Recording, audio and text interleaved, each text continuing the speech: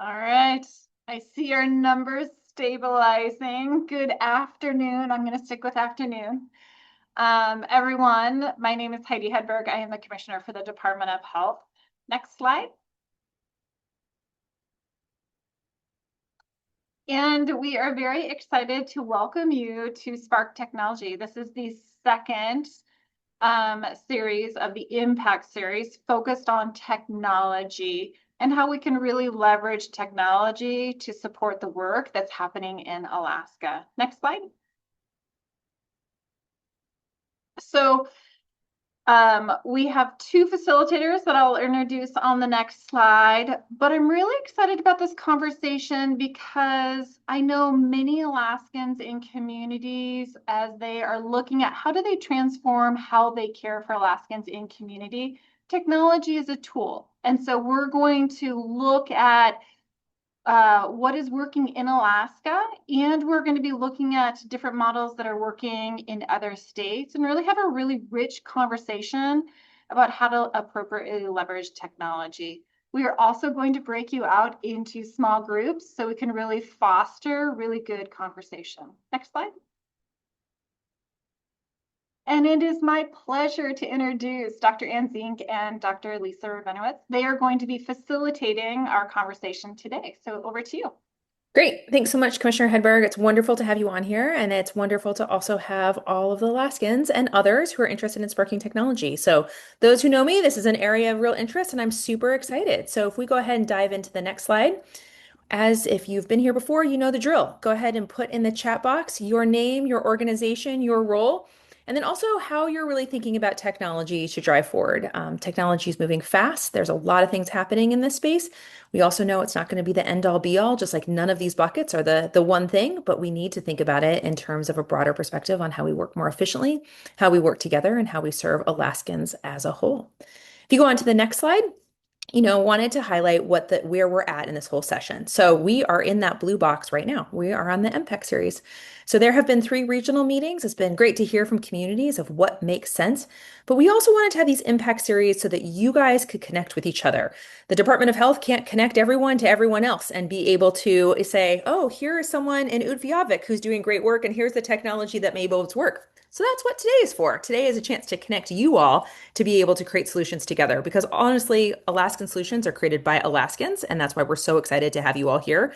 This is also not the office hours. We are on the web, but we are not the website, but there's a lot of resources and information there. So take a look at the website if you've missed other ones, and really encourage you to connect. Going on to the next slide, this is where we're at in the overall goals. So we've been diving in the last 2 days into goal 3, workforce as well as sparking technology. Just want to take a moment. This is the last of our impact series for this kind of second round, and it's been really fun to hear your comments and questions and concerns. And I know we've held some of you off for others, and we've encouraged you to come to others. And there's been some new faces and some repeat faces, and so we're really excited to dive into the technology part onto this next section.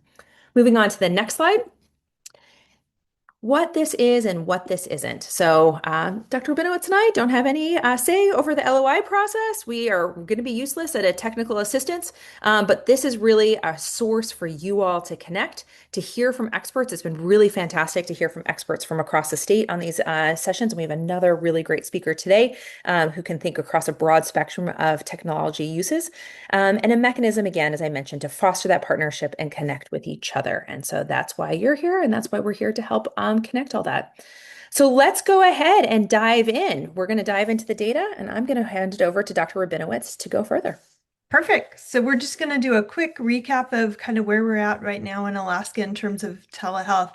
And about half of telehealth is paid by Medicaid, and that is primarily used for behavioral and mental health services. So although there's a lot of telehealth for general medicine out there, we see that it's been kind of harnessed for this behavioral health and really developed for that.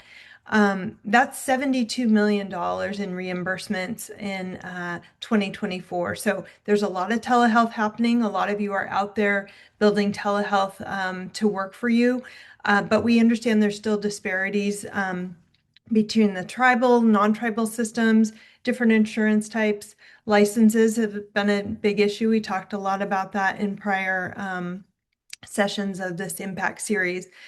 and really just figuring out ways that we can use telehealth and integrate it well into our flow in the clinic and for patient empowerment. So next slide, please. The Alaska Health Information Exchange really facilitates data exchange, and it was established in 2009. It's called Healthy Connect Alaska, and we've really seen it grow into its own. We now have 15 regional hospitals that are connected. We've got ambulatory practice, lab systems, behavioral health, and some of those institutions are sharing some of their data. As of 2025, 7 hospitals were sharing full clinical data. So we talk a lot about information exchange as patients are transferred in and out of Alaska, as there's a lot of care that happens out of region and even out of state. So how does that information transport with the patient, and how do they have access to their information? And next slide. Tribal health has really been a leader, and not just in Alaska, but around the US. And it's really held up as a model for telehealth. The state established the Alaska Federal Healthcare Access Network, the AFCAN, in 1999. So this was pre-COVID. This is when Alaska saw a need, the state saw a need to kind of stand up telehealth. We understand telehealth isn't for every visit. Nothing can replace, having your provider at the bedside when you need that. But it's definitely a tool that is very useful for rural Alaska and all of Alaska. And Afghan connects more than 200 sites across the state right now. So pretty impressive network. And next slide. So infrastructure and broadband limitations, just a reminder that RHTP funds can't be used for broadband infrastructure, construction, internet services. That's one of the things it can't be used for. We know that there's limitations on telehealth. About 1 in 3 broadband serviceable locations in Alaska has been classified as unserved. This is rapidly changing. We've got satellite internet now that's happening a lot in rural Alaska. Some of these numbers are already out of date, but we definitely are, ranked 49th amongst states in terms of our broadband access. So we also have limitations in electricity. When the generator goes out, we lose our internet. There's definitely limitations that hamper us, but I think people have been creative, and I think there's ways that we can develop a system that has some backups and hybrid nature to it so we can use it as an adjunct tool. And next slide, please. Really thinking about telehealth as we integrate it into our clinical flow, we need to think about what are the back foundations that we need in terms of telehealth. So many providers and patients need training and ongoing support to confidently use these telehealth tools.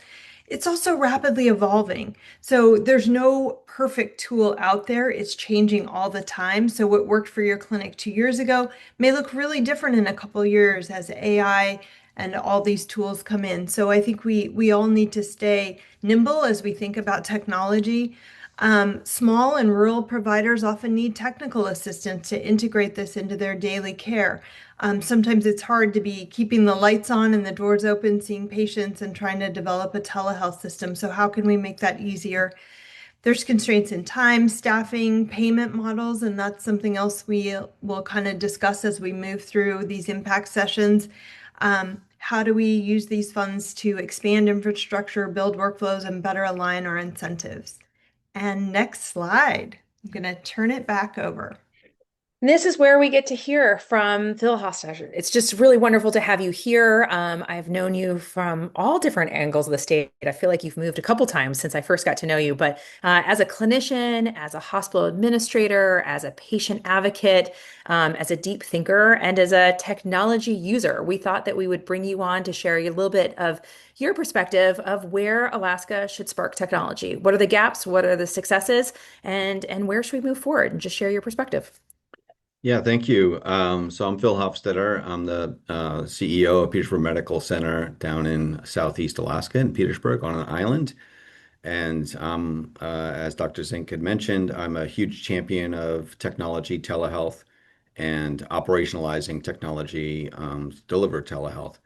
My background, I'm an audiologist by trade. I still practice audiology, and I spent 20 years up in Northwest Alaska. That cart, the slide with the Afghan cart, that is where I feel like that cart actually kept me in Alaska because there was a time where I was very frustrated with referrals and wait times, and the technology allowed us to deliver care remotely through a model where we worked with higher level providers like a ENT to an audiologist.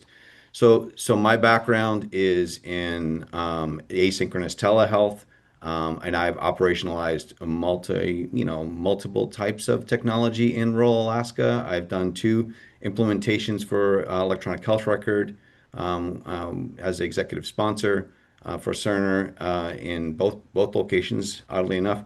I'm here as a resource. I'm happy to explain all the different aspects of the model of delivery that we've accomplished in the past 20 years or so.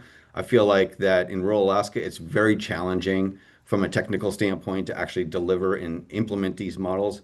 So often we focus on the technology and the equipment as opposed to the people. And I feel like that to have a successful project within Alaska, you have to also bridge the continuity of care, the idea that you're not replacing an appointment, you're building off of an existing network, and you're providing a higher level of service to either to the patient or to the provider delivering care in rural Alaska. So specifically, if you want me to go into some detail or just an example of the audiology model, which we published in 2010, where we delivered, I would go travel to a rural community.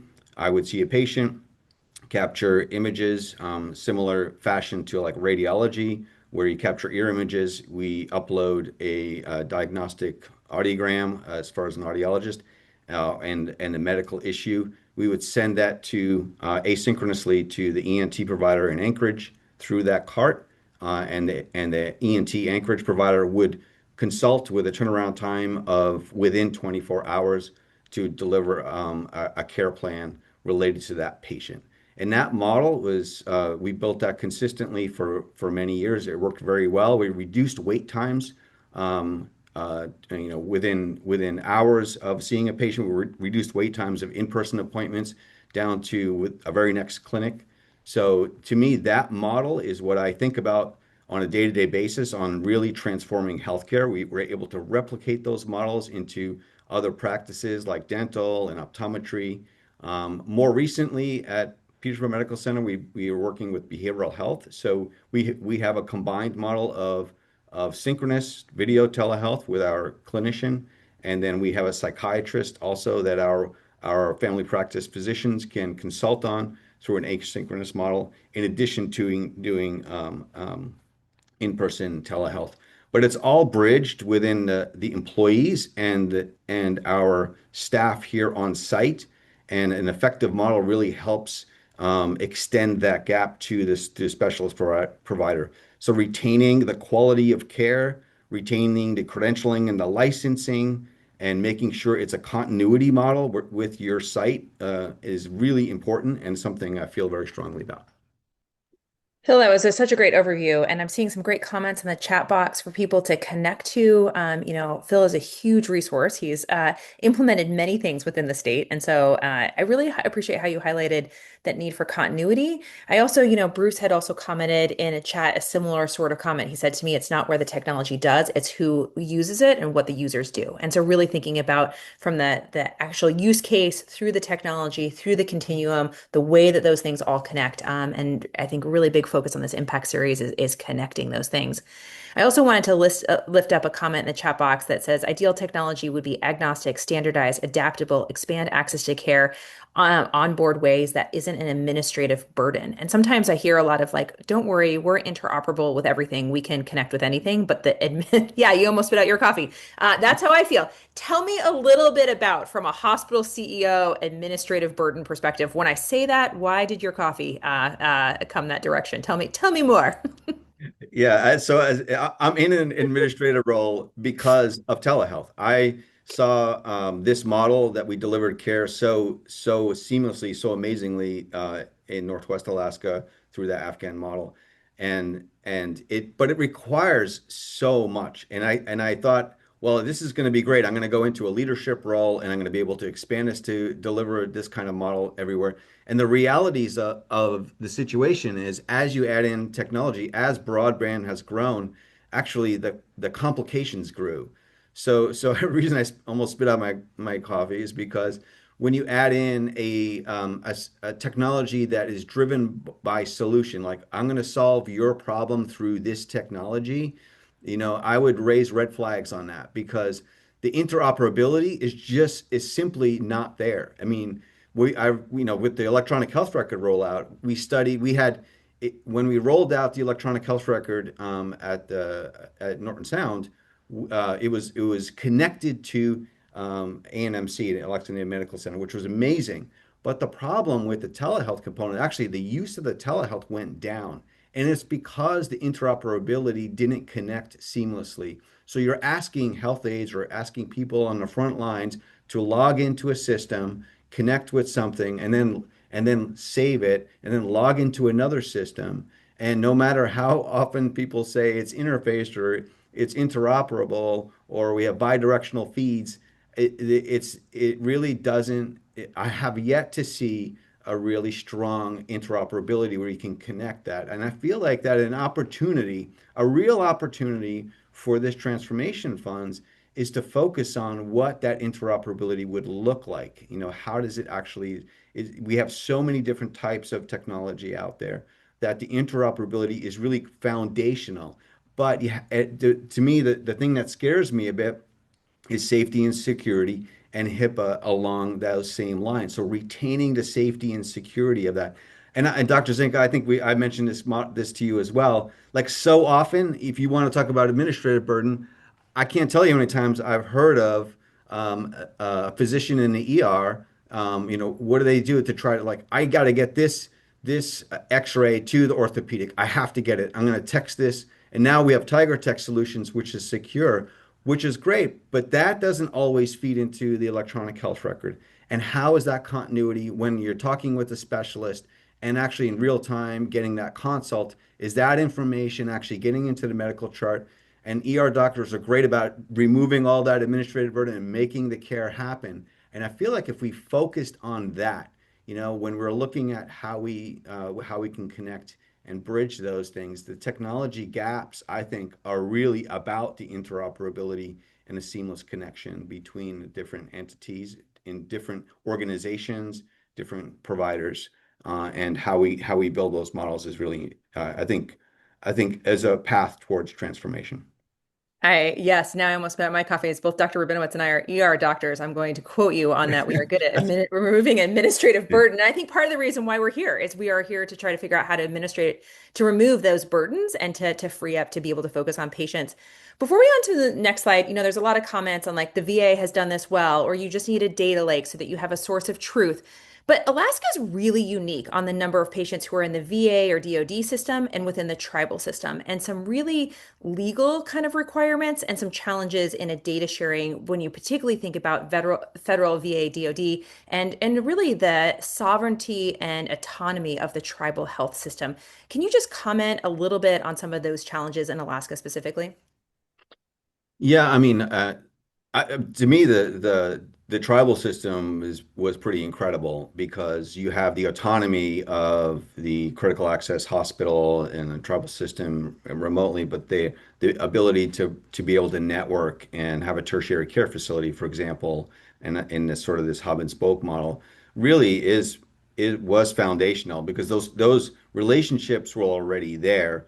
and bridging the technology. It wasn't a leap. You didn't have those regulatory burdens, you didn't have those credentialing issues because those were all already built, those were all foundational. What I found as stepping out of the system in a community hospital where I am now, having those relationships and getting those legal contracts is a huge barrier. That's one of I throw up my hands in frustration often when I'm trying to work with another organization to sign a contract on what that would look like. How does the payment structure work? How does the reimbursement work? How does the turnaround time, what does the technology look like? So I think one of the areas that it doesn't sound exciting, but one of the areas I think that are a gap that's very important is how those networks are connected at the level even before the technology is there. The technology helps bridge the gap, but it's really sort of that foundation of the connection between the organizations, between the specialists, to be able to make sure that those delivery models are, again, going back to the continuity, have that continuity. Perfect. No, I appreciate that. And there's so many interesting legal considerations. Moving on to the next slide, I just wanted to highlight a little bit of details on what Alaska can and can't use this for. So as we've talked before, can't use it for broadband, but we can do a lot. And I also see some great comments about like, how about the people? We did have a fantastic workforce session yesterday, which is recorded, and you're welcome to come join it. So workforce is critical, but today we'll be talking about the technology. So tools, AI platforms, and just how fast everything is changing in that space. Telehealth enabled specialties. It's interesting to see Alaska actually has a gigantic kind of drone program at a UAF, but like other states are putting that in different ways. IT infrastructure, rural health infrastructure funds, and the ways that technology can be used. So a bunch of different things here, and I appreciate Phil you kind of highlighting some things you would focus on. Moving on to the next slide here.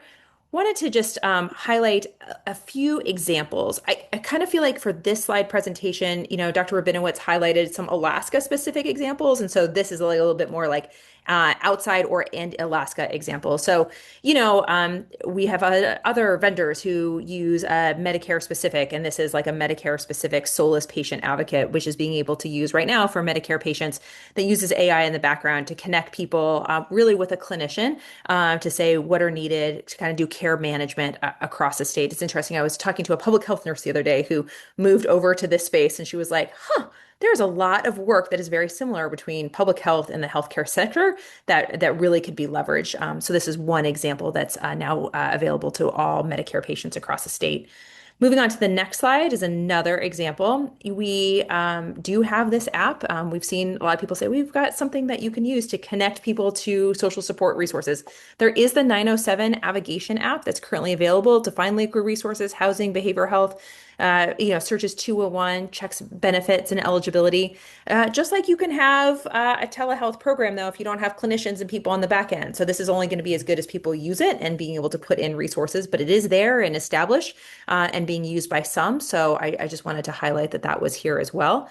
Over 8,000 resources and growing, but just again, there's been technology solutions that have been put out there, and we get a choice if we want to keep building them or where we want to go. Next slide.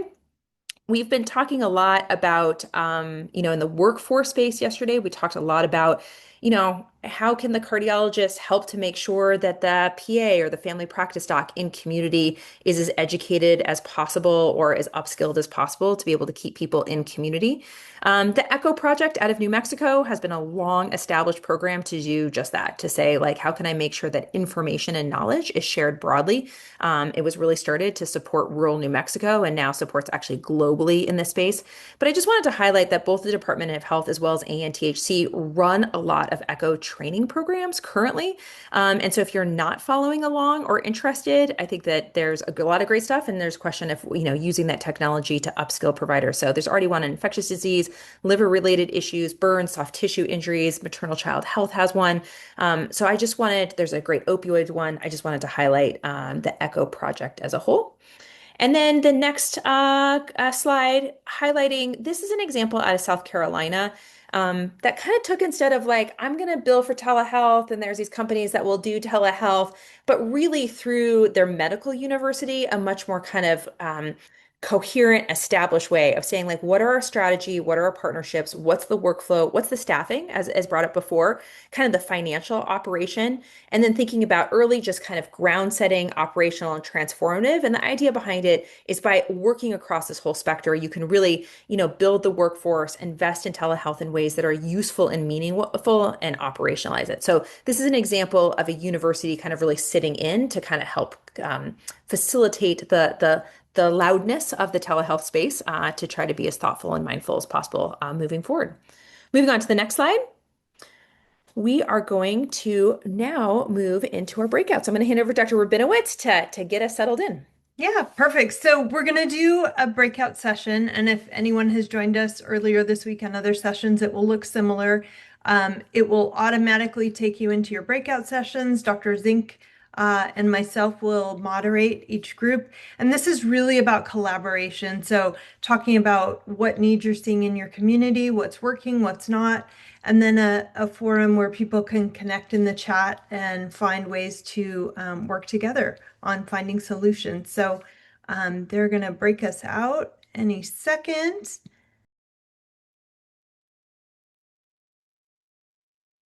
Hello, we're back. So we had an amazing discussion and a great kind of melding of the minds from local boots on the ground, kind of what life is really like in rural Alaska, what technology looks like, and some tech expertise kind of helping us to bridge some of those issues. And so we had a great discussion. Starting with broadband, that came up a lot in the beginning of our discussion as it is an issue. We talked about connectivity, needing backup, and the other aspect of our broadband in Alaska is just so much more expensive than anywhere in the lower 48. So for anyone setting up telehealth, it's a added expense over what other states are experiencing. We also talked a lot about barriers to using with special populations. So our IDD populations, our elderly, our dementia patients, just having a harder time using technology. On that edge, we also talked about, rural Alaska, rural communities really need to help do product development with this and have a say in how these products are developed. We have a voice for that. Behavioral health, we talked about how, especially in rural Alaska in the north, everyone is using telehealth for behavioral health. They don't want to go to the clinic. They know everybody in the clinic. They want to be more anonymous. And we also talked about how do you do cultural sensitivity? How do you have remote behavioral health providers spend some time in Alaska, understand that population? We also talked about using technology not for direct patient care, so monitoring for senior centers, dementia units, looking at housing quality before somebody moves in, not having to fly somebody out to rural Alaska, but being able to use that remotely. And then we also had a big discussion on it's not always the new tech that we need. We can use older tech and bridge it together to make a solution that works, and really connecting our law enforcement, talking about navigation. What does that look like to build more of a group paramedicine? How do we get people out to community and bridge those support services? We also cautioned ourselves with too much too fast isn't always a good thing, and we don't want to continue being siloed in our expensive fancy silo. So I thought that was our ending kind of takeaway from our group. So over to you, Dan. Yeah, great. Dr. Rabinowitz, it's fun to see. Number 5, I'm surprised at how different the conversations go, and rather than where the similarities. But I could tell in the chat box it was going different because you can see each other's chat box on the side. So it's fascinating. Yeah, I thought, it's a really great conversation. There was some really great questions about like, how much can we see by claims? What's the challenges with compacting? How many lower 48 versus local providers you have? Just, it made me think about potentially a future one on some grounding on some of the kind of technology and workforce and some of the billing components from a tribal versus non-tribal that might be helpful for those who don't work within our system as a whole. There were some great comments from administrators of big programs on just the administrative burden and how they want clinicians to be clinicians and they want tech to help them take off the administrative burden of doing the work. And it reminded me of the conversations that we had about workforce. And it's not always just having specialty care in the community, but like just the challenges of scheduling travel and having someone else go with you. And sometimes, like, what ways can technology help to ease those other burdens and making sure that we're not forgetting about that? And I think about the great work the state does on everything from SNAP to Medicaid and like the technology, a heavy component of all of those services as well, and what ways we can lift those up. There was conversations about what's happening both in the hospital, so technology that can be used in the hospital as well as connecting outside of the hospital. So I kind of appreciate it. You know, we've been talking a lot about like things like telehealth and clinic, but a really important conversation about like how can we, you know, kind of upskill hospitals to be able to do more in the services and work that they need to do. There was a comment of, you know, interoperability. I'll believe it when I see it. And kind of the mistrust that has happened, I think, within the technology space. So I just wanted to lift that up because I agree. And lots is happening in the CMS world right now, and lots is happening with an AI, but it's got to be grounded in reality too, to make sure that it is working for people at the end of the day. There were some great resources connected, so feel free to take a look. And the last two things I wanted to end on was one, there was a comment just about point of care ultrasound. Dr. Rabinowitz is another ER doc. I know that warms your heart, but the ways that, like, you know, again, the workforce to use technology and to expand technology can sometimes be as important as the technology itself and the ways that we can expand that. And then the last thing I wanted to highlight was I just saw some great connections be made. You know, some people were like, I am a vendor. I'm not trying to sell you anything, but I do think we could add stuff here. And people who are running large systems being like, here's my email, let's connect. And so I just wanted to end on that and saying that it's been really great to see people connecting offline, because it's really going to take all of us connecting outside of these places to say, this is my space, this is what I know. And I think the whole purpose of this was to drive connection. And so I guess I just have to say that was the part that made me happy at the end. But Commissioner Hedberg, you were in my group. Anything else that you would add from that section? No, I think that was a really great summary. Again, like the whole intent behind these impact series is how do we have an impact in each and every one of these initiatives, and then this connection of vendors and providers together, and really, as you said, elevating, does it work or does it not work, and how do we change in a rapidly advancing period of time that we're in right now, but also be thoughtful and keep the patient at the center of the conversation so that they have the tools, they have what they need. The provider has the tools, they have what they need. So I think it was a great conversation. Awesome. Well, Commissioner, we are at the end. We've got just 5 minutes, and the next slides are usually yours. So do you want to close us They out? are. Yes, I would be happy to. Next slide.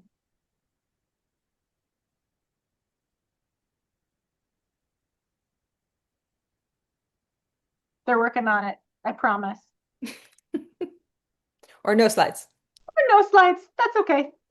I will close us out on it's a QR, and we talk about our next impact series. So we wrapped up our second sort of tranche of impact series. We are going to take just a little bit of a break because as Alaskans, we want to get out and enjoy our beautiful lakes, rivers, and mountains. And so we will be taking a break. We will continue these and we'll post the dates for the next impact series on our website. There is a QR code. Take your phone. You can scan it. You can get updates on where we are at with the impact series or our letters of interest. So for those of you that submitted a letter of interest, we are going to be sending out, ACF is going to be sending out emails probably towards the end of next week. And so you will be notified of your status. Thank you everyone for joining us, and we look forward to continuing the conversation. Take care, everyone. Bye-bye. Thank you.